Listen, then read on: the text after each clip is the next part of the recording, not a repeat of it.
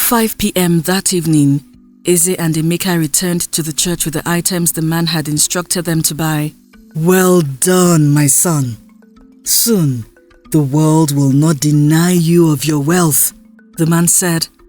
You must rest now. Once it's midnight, we will carry out the ritual together, the man said. Thank you, master, Eze said with a forced smile. Later that night around midnight, the man took Eze to the back of the church and he slew the ram and 2 cocks, and he poured their blood into a small golden cup and said some incantations.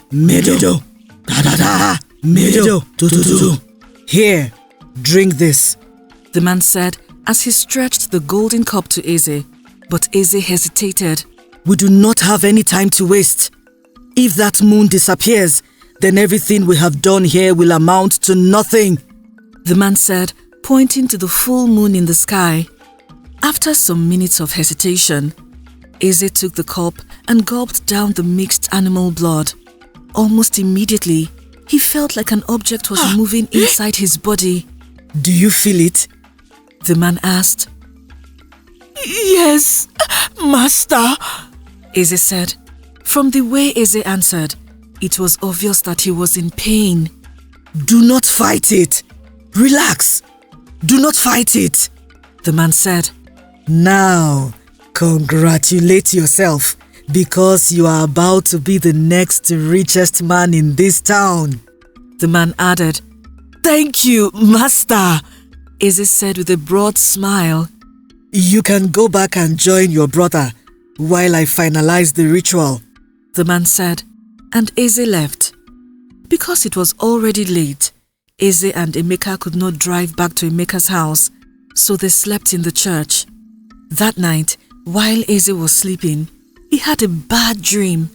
For the first time in a very long time, Eze dreamt of his late father who passed away when he was younger. Eze, what have you done? Eze's father yelled. Nothing, Papa, Eze answered in a confused tone. I didn't do anything, he added. If you haven't done anything, then why does the devil brag about your soul? Eze's father said. I don't know what you are talking about. Before Eze could complete his sentence, he heard a distant, faded voice calling his name repeatedly. While Eze was dreaming, he had no idea that he was struggling in the physical world, so Emeka had to wake him up. My guy, are you okay? Emeka asked once he managed to wake Eze. You were struggling and shouting in your sleep, he added. I'm sorry, Jerry. I had a bad dream. I didn't even know I was dreaming, Eze said. That's okay. You are fine now, Emeka said. If you can't go back to sleep, we can gist till morning. I've not been able to sleep myself, he added. That's a good idea, Eze said. For the rest of that morning, Eze and Emeka talked about random things until it was dawn. Once the sun rose, the two friends returned to Emeka's house. Around 10 p.m. that night, Eze was sleeping in Emeka's guest room when suddenly he felt something pouring on his body. To his greatest surprise, the minute he opened his eyes, he saw notes of money pouring on the floor from an invisible source. Is this really happening?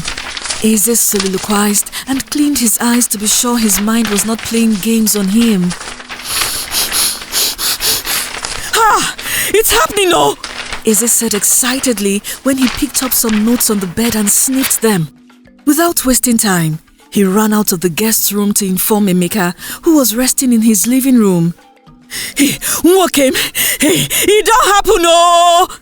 Eze said excitedly as he jumped. As I'm talking to you right now, my room is filled with money, he added. I told you, didn't I? Your life is about to change. All the people who laughed at you and humiliated you are about to see you, Emeka said. Ngwanu, go back inside the room and pack your money. That way, you will show the spirit that you have accepted their gifts.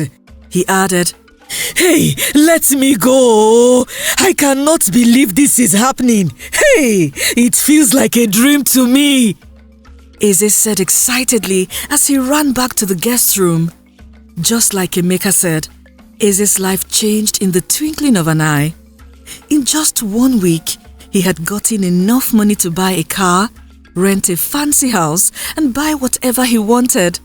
Every night around midnight, notes of different currencies would pour into Eze's room, and this continued for a very long time. Some months after Eze became rich, he returned to his village to visit his sister Amara. He tried to take her from Chief Obasi, but Chief Obasi refused to let Amara go. By this time, Amara already had a 2-year-old son and was pregnant with her second child. In addition to that, she was really passing through a lot in Chief Obasi's house, especially because of her wicked and jealous senior wives. Ha! My brother! How did you get so rich? When we drove into the compound, I didn't even know it was you. Amara said, You remember that's my childhood friend, Emeka, Mazi Okoro's son? Eze said, Yes, I remember him. What about him? Amara asked. He is the reason I am rich. He introduced me to a very lucrative business. And God has been great. As a matter of fact, I am even thinking of settling down in a few months. Eze said, Really? Emeka did all this for you? Hey, may God bless him. Chai! He is very generous. Amara said, Yes, so if it weren't for him, I'd still be on the streets hawking pure water. Eze said, Here, I got this for my nephew. If you need anything, please do not hesitate to call me. If Chief Obasi dares to maltreat you, tell me, and I will teach him a lesson he will never forget. He added, Don't worry about me. I am fine. God is taking good care of us. Amara said, I need to go back to the city, so I'll leave now. Eze said, All right, my brother. Please drive safely, Amara said as she bid her brother goodbye. About 5 months after Eze told Amara about his intention to settle down, he got married to a beautiful young girl named Oluchi. It happened that while Eze was broke, he had loved Oluchi since he was a young boy. But because he had no money and could barely take care of himself, Oluchi refused to date him. Eze hosted a very big and colorful wedding to show his fellow villagers that he had made it, and he invited people from his brotherhood to grace it. In fact, even after Eze's wedding, the villagers could not stop talking about it for months because they had not seen a wedding with more than enough food and drinks to go around. For 1 year, Eze and his beautiful wife lived in peace and harmony. After their wedding, they both relocated to the city, and Eze ensured that he took great care of Oluchi. If at all Oluchi asked him for anything, he would give her more than double what she wanted. He also tried his best to take great care of her and her extended family. Unfortunately, around the time Oluchi was 5 months pregnant, something unexpected happened. Suddenly, Eze realized that his money stopped coming in, and when he inquired from his brotherhood, they told him that it was time for him to give a sacrifice. Master, you should have told me about this. Please, how many rams and cocks do I need to bring? Eze said, No, Eze, we do not need you to sacrifice any animal. You will need to sacrifice the one you love the most. Bring the person's name to the altar, and you will be richer beyond your wildest imagination. The man said, I don't understand. Are you telling me to sacrifice a human being? Eze asked in shock, and his brothers who were all gathered for their meeting laughed at him. Eze, how do you think we all got rich? You already know that what you have is nothing compared to what we have. If you must know, I have been married 3 times. and I sacrificed all of my wives. One of the cult brothers said. I know the first one is always the difficult one, but you can do this. All you have to do is sacrifice the one you love the most, and everything you desire in this life will be yours. He added, Go home and think about this. But remember that your time is ticking. If you do not act on time, you will pay a heavier price. The man said. Thank you, Master. I have heard you, Eze said, bowing his head in respect. As the days passed, Eze could not stop thinking about how he would lose his wife and unborn child. In fact, he was so sad and his heart was so heavy that Oluchi noticed something was wrong. Babe, is everything okay? I have noticed that you have been very quiet this past few days and you're always deep in thoughts, Oluchi said. Yes, everything is okay. It's just that business is slow and I'm wondering how I will take care of you, especially with our baby on the way. Eze lied.